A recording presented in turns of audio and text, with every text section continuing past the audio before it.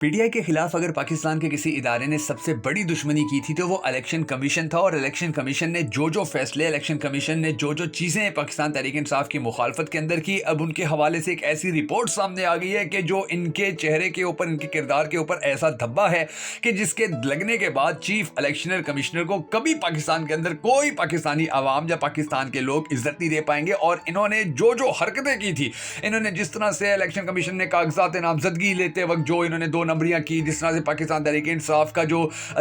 इंतखाबी निशान था उसके हवाले से जो फैसले ये लेते रहे थे, तो अब इनका कट्टा छट्टा खुलकर सामने आ चुका है। और इन्होंने जो ज्यादतियां पाकिस्तान तहरीक इंसाफ के साथ की थी, उन सारी ज्यादतियों की बाकायदा लिस्टें बना ली गई हैं। उन सारी ज्यादतियों को अब आस्ता आस्ता बाकायदा तौर पर अदालतों के अंदर चैलेंज किया जाएगा। और निगरान हुकूमत के अंदर ये चीफ इलेक्शन कमिश्नर ने जो काम किए हैं, अब इसकी आधी से ज्यादा जिंदगी यकीन जानिए अदालतों के अंदर गुजर जाएगी, क्योंकि इसके ऊपर अब इतने केसेस होने जा रहे हैं, इसके ऊपर अब इतनी बातें की जा रही हैं, इसके हवाले से तैयारियां पीटीआई ने इतनी कर ली हैं आईनी तौर के ऊपर कि इसका बचना नामुहाल हो गया, इसका बचना नामुमकिन हो गया। और ज्यादा दिलचस्प बात यह है कि अब इसके बारे में बाकायदा तौर पर यह भी कहा जा रहा है कि चीफ इलेक्शन कमिश्नर जो है, जिस तरह से ये कभी कहता है कि जी इमरान खान का मैं बड़ा फैन हूं, कभी ये कहता है कि जी इमरान खान तो मेरा हीरो है, मेरे घर इमरान खान की तस्वीर लगी हुई है। और दूसरी ही जानिब जब पाकिस्तान तहरीक इंसाफ के लोग जब अपने कागजात नामजदगी जमा करवाने के लिए जाते रहे तो उनके ऊपर तशद्दुद होता रहा, ये बंदा चुप रहा। उनके कागजात नामजदगी जो थे उनके रिजेक्ट किए जाते रहे, तब ये बंदा चुप रहा। उनको जो कागजात नामजदगी जमा करवाने जाते थे उनको अगवा किया जाता रहा, ये चुप रहा। और फिर ज्यादा अफसोस की बात यह है कि इसके बारे में कोई बात ही नहीं कर रहा हमारा मीडिया। हमारे मीडिया के ऊपर इस हवाले से कोई डिस्कशन ही नहीं, कोई टॉक शो ही नहीं हुए कि जी पाकिस्तान तहरीक इंसाफ के जो जितने भी उम्मीदवार थे उन सबके साथ ये जो ज्यादतियां हो रही है, तो अब इनका क्या हल निकाले जाए। यकीन जानिए कि इतने बुरे हालात बनाए गए, इतने बुरे हालात बनाए गए पाकिस्तान तहरीक इंसाफ के लिए कि अब पाकिस्तान तहरीक इंसाफ तो मुश्किल हालात से निकल आई है, मगर चीफ इलेक्शन कमिश्नर की अब फट्टी ठुकने वाली है। चीफ इलेक्शन कमिश्नर जो है अब वो आपको अदालतों के अंदर, थाने कचहरियों के अंदर जलीलो ख्वार होता नजर आएगा, क्योंकि अब इनकी एक तो निगरान हुकूमत खत्म होने वाली है और फिर इसके लिए पाकिस्तान तहरीक इंसाफ ने तकरीबन कोई 20-25 मुकदमात तैयार करके रख दिए हैं, जो आज की इस वीडियो के अंदर हम आपको बताने जा रहे हैं। मगर उससे पहले हम सबको अल्लाह तबारक व तआला के हुजूर गिड़गिड़ा कर ये दुआ करनी है कि हमारे पाक परवरदिगार हमारे मुल्क के हालात के ऊपर रहम फरमा, हमारे मुल्क के हालात को बेहतर कर पाकिस्तान का अगला वजीर आजम उस शख्स को बना के जिससे पाकिस्तानी कौम मोहब्बत करती है, जिससे पाकिस्तानी कौम टूट कर मोहब्बत करती है, और वो भी पाकिस्तानी कौम से बड़ी टूट कर मोहब्बत करता है। अगर आप भी हम सबके साथ मिलकर इस दुआ में शामिल होना चाहें तो कमेंट सेक्शन के अंदर आमीन जरूर लिख दीजिएगा।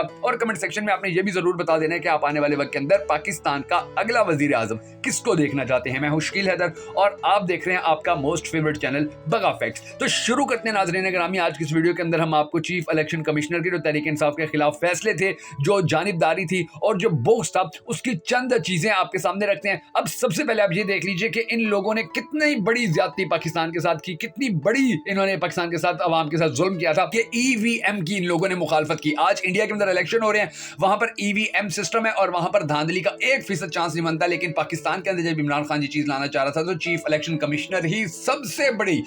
जो मुखालफत करने वाली शख्सियत थी वही थी, और चीफ इलेक्शन कमिश्नर ने ही इसको रुकवाने की कोशिश की। फिर उसके बाद ओवरसीज पाकिस्तानियों, ओवरसीज वोटिंग की मुखालफत किसी और ने नहीं की, सबसे ज्यादा चीफ इलेक्शन कमिश्नर ने की। 1 करोड़ से ज्यादा ओवरसीज पाकिस्तानियों का वोट है, लेकिन उस वोट के साथ भी अगर किसी ने दुश्मनी की तो वही चीफ इलेक्शन कमिश्नर था। उसके बाद सेनेट इलेक्शंस में ओपन वोटिंग कराने से भी चीफ इलेक्शन कमिश्नर ने बड़े वाज़ेह तौर पर इंकार कर दिया था, क्योंकि वहां पर तो बिकाऊ माल बैठा होता है सारा, वहां पर तो जिसको जितनी हड्डी दे दी जाए वो उतनी अपनी पार्टी से मुखालफत कर जाता है, वो इतनी 2 नंबरी कर जाता है। तो वहां पर पीटीआई ने कहा था कि जी आप ओपन वोटिंग करवाएं, मगर चीफ इलेक्शन कमिश्नर ने जो सेनेट इलेक्शन से उसके अंदर ओपन वोटिंग करवाने से इंकार कर दिया था। अच्छा, इसके बाद सेनेट इलेक्शन में यूसुफ रज़ा गिलानी के बेटे की जो पैसों की वीडियो हुई थी, वायरल हुई थी, उस पर भी चीफ इलेक्शन कमिश्नर ने इंकार कर दिया था, जब वो लोग लोटे पैसे देकर और लोटे खरीद रहा था, और उसके ऊपर भी चीफ इलेक्शन कमिश्नर जो वो सत्तू पीकर सो गया था, हालांकि पीटीआई बड़ा उसके ऊपर चीखती रहती। फिर इसके बाद यूसुफ रज़ा गिलानी का जो नोटिफिकेशन था उसको रोकने से भी चीफ इलेक्शन कमिश्नर ने इंकार कर दिया था, हालांकि किसी भी सूरत वो इसके लायक, इसके काबिल ही नहीं था, लेकिन फिर भी चीफ इलेक्शन कमिश्नर जो था वो यूसुफ रज़ा गिलानी के साथ खड़ा हुआ। अच्छा, फिर उसके बाद यूसुफ रज़ा गिलानी के खिलाफ शवाहिद के बावजूद उसे नाअहल ना करने का फैसला भी हमारे चीफ इलेक्शन कमिश्नर ने किया था। अंदाजा लगाइए कि ये कितने बड़े पैमाने पर और किस तरह से with the passage of time Pakistan Tehreek Insaf की हर बात को रिजेक्ट करता आया। उसके बाद सेनेटर फैसल वावडा की जो नाअहली थी वो भी पूरे पाकिस्तान के सामने आई। फिर पीटीआई की तरह नून लीग, पीपी, ममनुआ फंडिंग केसेस की रोजाना की बुनियाद पर जो समाअत थी उसके अंदर भी पूरे पाकिस्तान ने देखा कि किस तरह से इन लोगों ने 2 नंबरी की थी। फिर केपीके के बल्दियाती इलेक्शन में अली अमीन गंडापुर के खिलाफ कार्रवाई की गई इलेक्शन कमीशन की जानिब से, उनके भाई को फिर नाअहल कर दिया गया था। फिर उसके बाद केपी वजीर ट्रांसपोर्ट शाह मोहम्मद کو نااہل بغیر کسی وجہ کے کر دیا تھا. اس کے بعد اب آپ اس کی ہٹ دھرمی دیکھیے کہ NA-75 ڈسکا ضمنی الیکشن میں ری پول آرڈرز بھی جاری کرنے کے حوالے سے جو اس کا کردار تھا پوری پاکستانی قوم کے سامنے آیا. پھر ضمنی الیکشن میں پولنگ ایجنٹس دوسرے حلقوں سے لانے پر پابندی لگا دی گئی تھی, یعنی کہ یہ آپ اندازہ لگا لیجئے کہ کس طرح یہ کام کرتا رہا.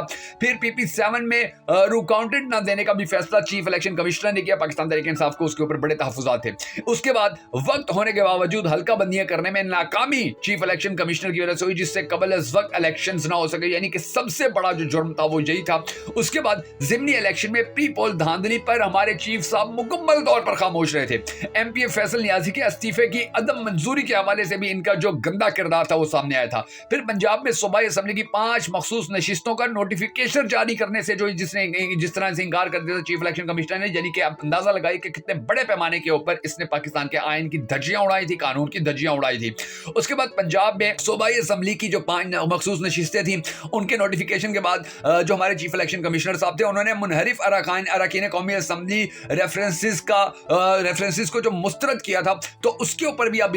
اس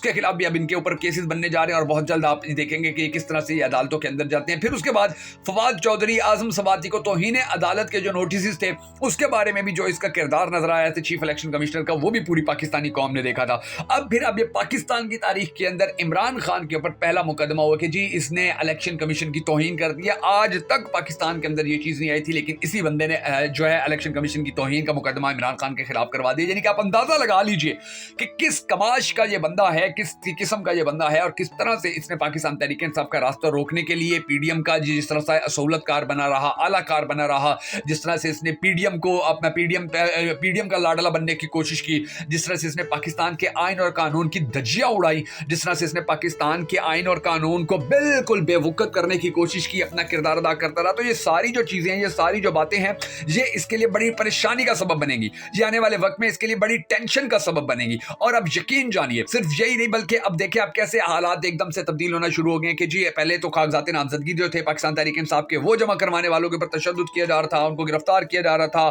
ان کو اندر ہی نہیں آنے دیا جا رہا تھا, RO آفیسز کے اندر سے ان کو اٹھایا جا رہا تھا, ان سے کاغذات نامزدگی چھین کر فرار ہو جاتے تھے پولیس والے. تو یہ سب کچھ جو ہوتا رہا یہ بھی چیف الیکشن کمشنر کی ناک کے نیچے ہوتا رہا. مگر کیا ہمت, کیا مجال, کیا جرت کہ چیف الیکشن کمشنر نے اس حوالے سے کوئی بات کی ہو. پھر سپریم کورٹ نے جا کر کہیں اس چیز کے اوپر نوٹس لیا اور سپریم کورٹ نے جواب طلب کیا, تو اب چیف الیکشن کمشنر کو ہوش آتا پھر اچھا یہ کام بھی ہوتا رہا, چلو اس کے اوپر بھی کام کرتے ہیں. یعنی کہ آپ اندازہ لگا لیجئے کہ ایک ایسا ادارہ کہ جس کا یہ کام تھا, جس کا یہ فرض تھا, سارا سال مفت کی تنخواہیں ڈکارتے رہتے ہیں یہ لوگ, اور ان کا ایک کام ہوتا ہے کہ جی 5 سال بعد انہوں نے صاف شفاف الیکشن کروانے, یا کہیں پر کوئی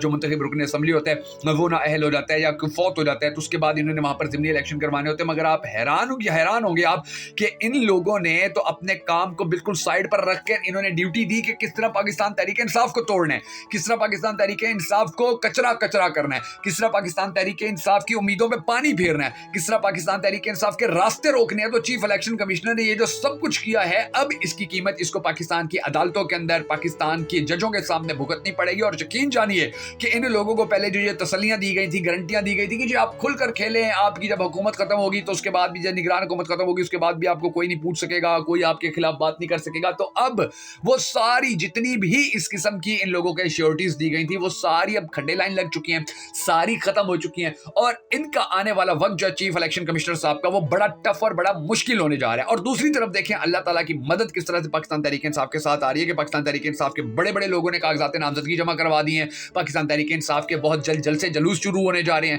پاکستان تحریک انصاف کے جو چیئرمین تھے عمران خان, آپ دیکھیں ان کی ضمانت کے حوالے سے بات کی جا رہی ہے. پاکستان کے اندر نون لیگ جو تھی وہ تتر بتر ہو کے رہ گئی, نون لیگ کی جو چیخیں تھی وہ نکل کے رہ گئی ہیں. مریم بی بی کے ساتھ اب باقاعدہ طور پر پاکستان مسلم لیگ نون کے جو ٹکٹ ہولڈر سے ٹکٹ لینے کے خواہش مند تھے ان کی لڑائیوں کی خبریں سامنے آ رہی ہیں. ڈان نیوز نے اس کے حوالے سے بڑی شاندار, بڑی زبردست رپورٹ جاری کی, اس کے اوپر بھی ہم ویڈیو بنا کر آپ کو بتائیں گے اور دکھائیں گے کہ کس طرح سے اب جو نون لیگ ہے وہ تتر بتر ہو کے رہ گئی ہے. تو اب ان کا جتنے بھی پاکستان تحریک انصاف کے خلاف ادارے کام کرتے رہے, جتنے بھی یہ اس طرح کے ٹٹو مافیا کام کرتے رہے, اب ان کا گھین کے گرد گھیرا تنگ ہونا شروع ہو گیا پاکستان کے آئین کا اور پاکستان کے قانون کا. اب ان لوگوں کا بچنا ناممکن ہوتا نظر آ رہا ہے. اب یہ لوگ آنے والے وقت کے اندر میں آپ کو گارنٹی دیتا ہوں, میں آپ کو لکھ لیجئے کہ یہ لوگ آپ کو آنے والے 10 سال تک 15 سال تک عدالتوں کے اندر, تھانے کچہری کے اندر دھکے کھاتے نظر آئیں گے. اور پاکستان تحریک انصاف ان کے خلاف کارروائی کرے یا نہ کرے, ان کے خلاف پاکستان کے ادارے کارروائی کریں گے, ان کے خلاف پاکستان کی عدالتیں کارروائی کریں گے, اور انشاءاللہ ان کا بچنا جو ہے है वो नामुमकिन हो जाएगा। अगर आपको हमारी ये वीडियो पसंद आई हो तो हमारी इस वीडियो को लाइक कीजिएगा, कमेंट कीजिएगा, शेयर कीजिएगा। हमारे फेसबुक पेज बगफ फैक्ट्स को फॉलो कर लीजिए, ऊपर फॉलो का ऑप्शन आ रहा है। और अगर आप हमें मजीद भी अखलाकी तौर पर सपोर्ट करना चाहे तो हमारे यूट्यूब चैनल बगफ फैक्ट्स को जाकर सब्सक्राइब जरूर कर लीजिएगा।